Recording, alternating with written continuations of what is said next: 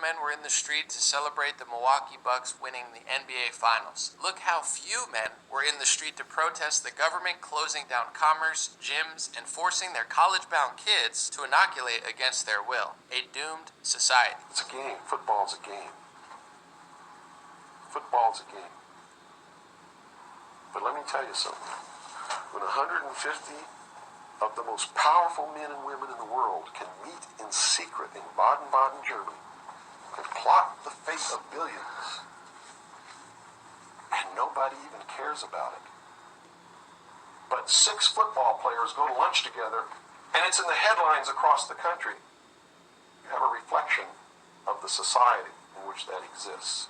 And it is a sick, sick society that is doomed to self-destruction. So based on that scenario, there's some truth into what these men are looking at. Absolutely, and that's what makes me so sick, is that I'm trying to wake up a people who on a daily basis are proving the ones that I'm warning them about to be right.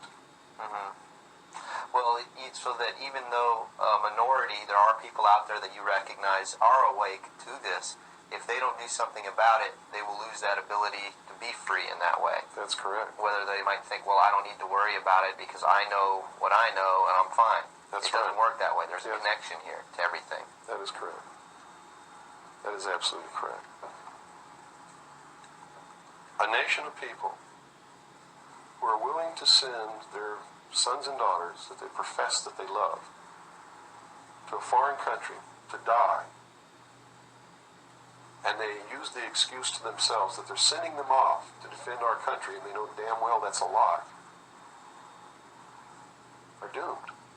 Listen, I love the NBA more than most, and I'm very happy for Milwaukee, but this is fathers and grown men in the streets celebrating a basketball game, yet when Marquette University will require students to be vaccinated against COVID-19 for the upcoming school year, which means forcing, coercing, or kicking out thousands of kids who don't want to get it with their personal choice, or Wisconsin schools requiring masks on children, forced masking when even the CDC says it's not necessary for certain students, nobody really cares. Isn't that a little bit weird? Bill Cooper called this out decades ago. Take a watch. It's the Roman circus. What does the emperor do when the people become restive, and when the people are asking questions, and when the people don't like the policies of the emperor? He sends them to the circus. He creates a circus. He builds a giant coliseum. And he begins to throw the Christians to the lions. And he has great chariot races and football games and basketball games, all to keep the idiots preoccupied with things that don't mean anything in the scheme of the entire world, so that they don't have the time to learn what the truth is, so they don't ever get smart enough to learn how they're being manipulated, so they don't ever question the emperor.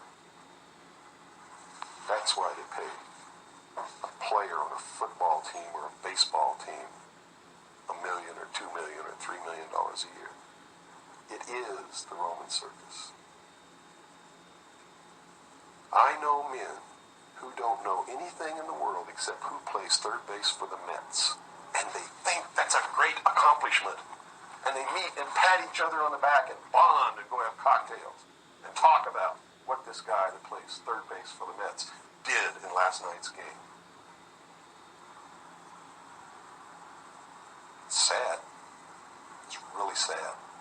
Is there any room in a kind of society where these manipulations are not taking place for this type of entertainment or any type of entertainment at all? If people understand that a game is a game. I think there's something profound about saying when you know what a football or basketball player is eating at lunch and millions of people are paying attention, but you don't know when the world's most powerful people are at conferences, sometimes in secret, and a lot of this stuff is out in the open and nobody even pays attention to it. Some people are curious how I know certain things. I just listen and pay attention. I mean, some of the world's most powerful people meet at Davos and pretty much broadcast exactly what they're thinking, exactly what they're planning, and it's not even a secret anymore. But most people are too preoccupied with the culture to even care about their own freedom and future. Bill Cooper was a radio broadcaster, an author, an ex-military member, and what they would call a conspiracy theorist. But I'll let you listen to some more of that clip because a lot of what he said rings true today. Take a watch. And that means you can't rely on the media as it is today either. Oh, of course not. All the media in this country radio, television, and print is all owned by 5 corporations. All of these corporations that own the media are owned and controlled, and members of the Council on Foreign Relations sit on their board of directors. Can you name those 5 corporations? Is that Not off the top of my head. Okay. I can try, but I don't want to take a chance on being inaccurate. But you can trace that yourself. okay? Remember, if you go down and you trace the ownership of a station or a newspaper, and you get to a corporation, remember that somebody owns that corporation, and it's usually another corporation.